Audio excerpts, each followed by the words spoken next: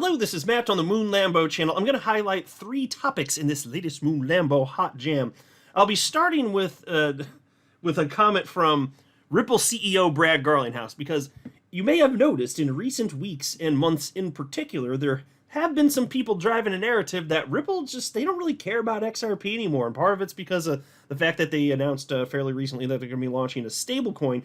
And my stance has been that is just absurd. Ripple has the most to lose if the XRP ecosystem, which is healthy, stops being healthy.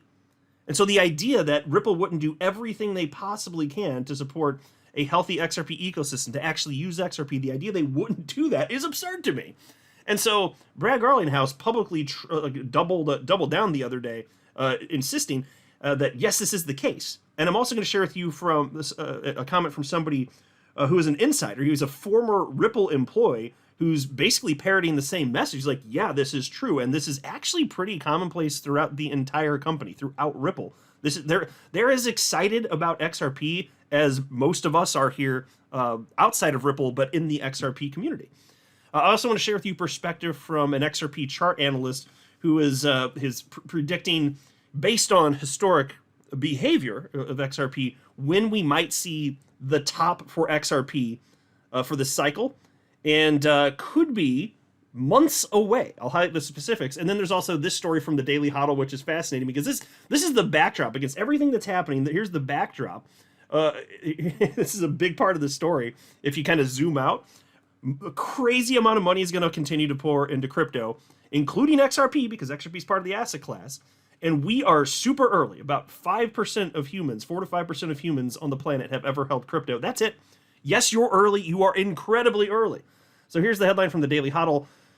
$2 trillion to $3 trillion in wealth transfer happening this year as largest move of assets in world history approaches climax, report. But before going further, I do want to be clear, I do not have a financial background of any kind. I am not offering financial advice, and you definitely should not buy or sell anything because of anything I say or write. I'm just an enthusiast who enjoys making YouTube videos about crypto-related topics, but just as a hobby and just for fun. All right, so here's a post from XRP community member XRP Drops. He shared this clip of Ripple CEO Brad Garlinghouse at XRP Las Vegas, which just wrapped up this weekend, and he wrote the following. Brad Garlinghouse, quote, anyone that thinks Ripple is not 100% behind XRP is just missing. They've just lost the plot. We are totally committed, and we will remain totally committed.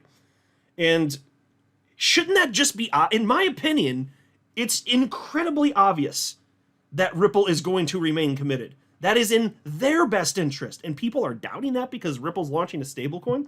And then people lose sight of the fact also, like, how many times do people forget this? Or maybe they just don't know it in the first place.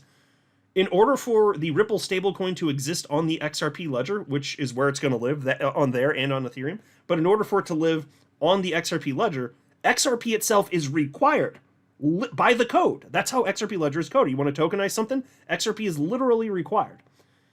And so if the stablecoin's broadly adopted, and I think there's a good chance it will because it's Ripple and they have more money than God, once it becomes a major competitor against USDC and Tether, which, I mean, we don't know for sure, but there's a good chance it could be.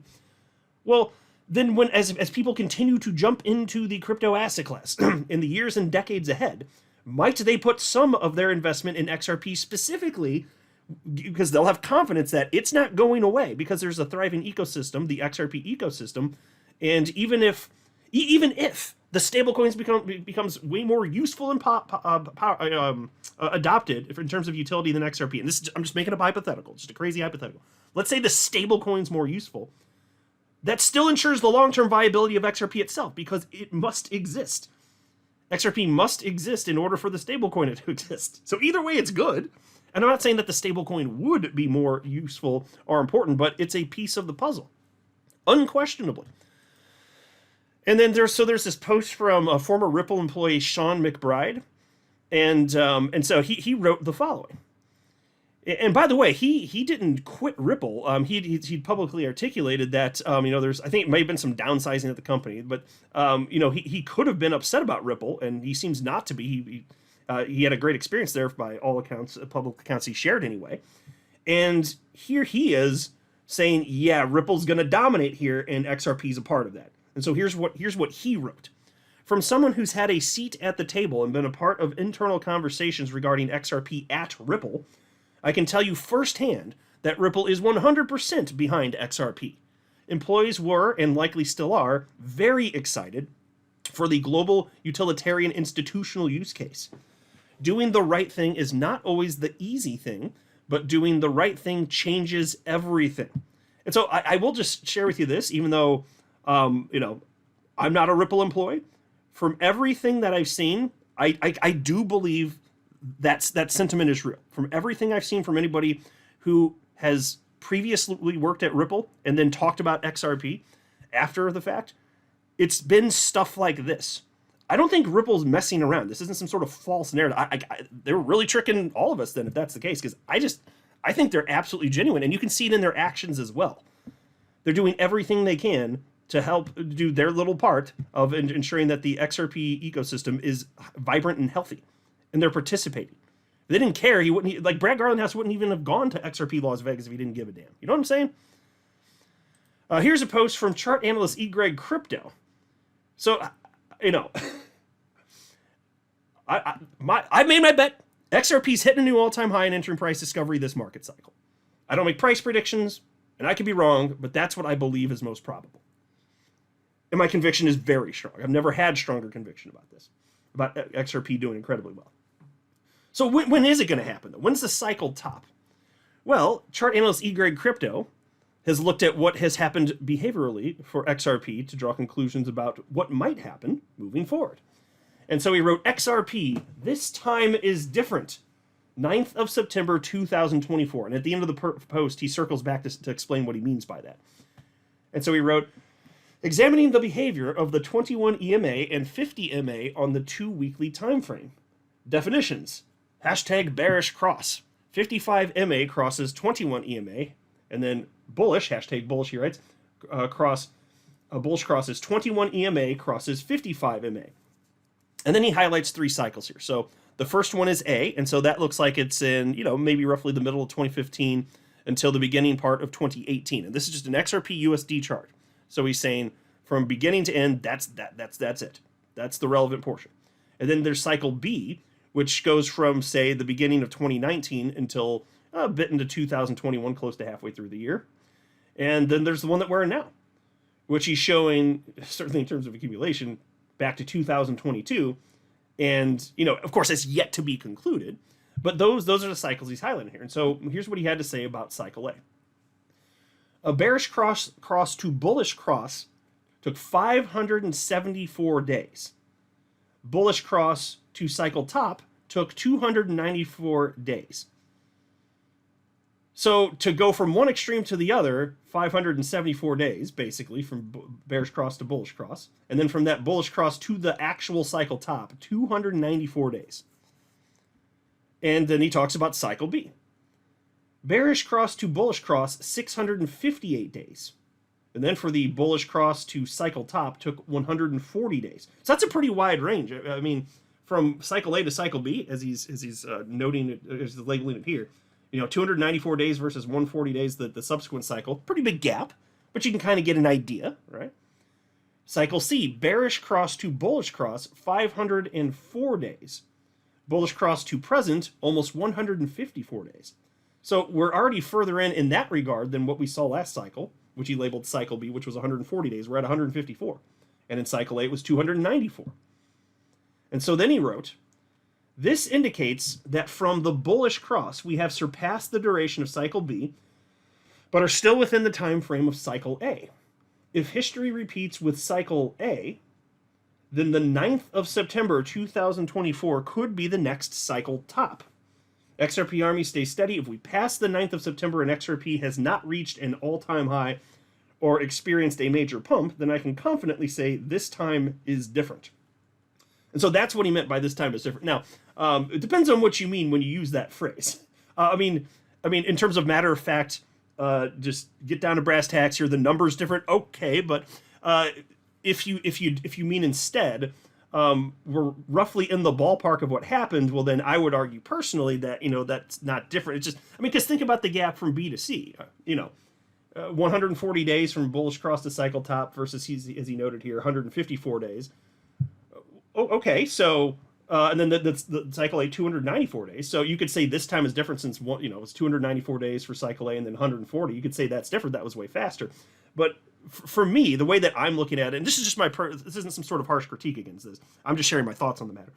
If it's even if it's a little bit further than that, I wouldn't go. Me personally, I wouldn't go so far as to say this time is different, because what if it happens a week later? Even if it's a month later, a couple months later, I'm not saying it's going to take that long to happen, but history, it's not that it literally repeats; it just kind of rhymes with itself. And so, even if we're a little bit longer than that, I personally wouldn't characterize it as a this time is different type of thing, because usually when you say this time is different, those are like famous last words, and people who say they're typically wrong. And so he's not saying that's what that would be. If anything, I'm guessing that he has a pretty high level of confidence that we're going to see these types of fireworks sooner than later, hopefully by then. And he's articulated that in the past. Maybe it'll happen sooner. What if it's July? It could happen within the next couple months. But as soon as the market heats back up, well, the asset class moves in tandem. We know how this goes. XRP is going to go on an absolute tear. Then there's this post from the Daily Hodl. $2 trillion to $3 trillion wealth transfer happening this year as largest move of assets in world history.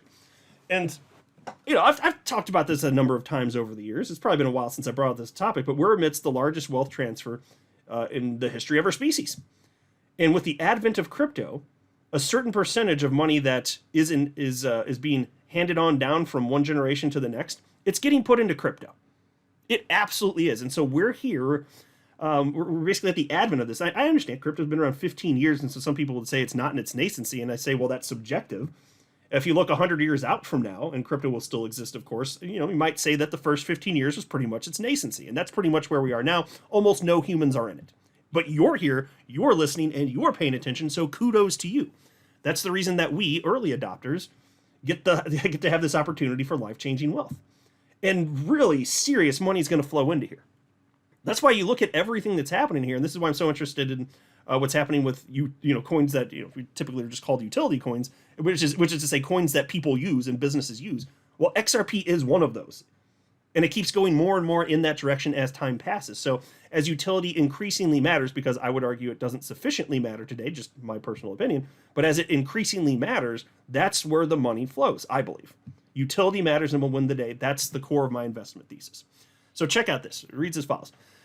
Big Four accounting firm Ernst & Young, or EY for short, says the greatest transfer of wealth in human history is in motion, with trillions of dollars in assets passed down this year. In its Global Wealth Management Industry report, EY estimates baby boomers will hand down up to $3 trillion in assets to their kin this year. EY expects the tidal wave of wealth transfer from baby boomers to their families to continue until the dawn of a new decade. Quote, it can be estimated that US $2 trillion to $3 trillion will be inherited from wealthy donors during 2024. In many markets, tens or even hundreds of billions of dollars will change hands this year.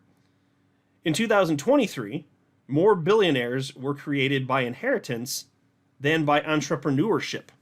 The inheritance of baby boomers' wealth is not only the largest transfer of assets in world history, it will also have a transformative effect on female and next generation inheritors.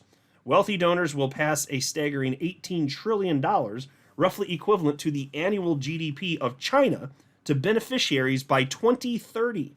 End quote. The firm's $18 trillion wealth transfer is significantly lower than estimates released by other firms. A global real estate consultancy firm, Knight Frank, believes baby boomers will pass down $90 trillion to millennials in the next 2 decades, while others estimate the number to be between $53 trillion and $84 trillion. So, folks, whatever the number is, it's a lot of money, and it's just one more factor. And we're here amidst this process. But I'm just highlighting this to share with you the degree to which we are super duper early, and things have never looked more positive for certainly XRP specifically, but also the entire crypto space. It is here to stay, period.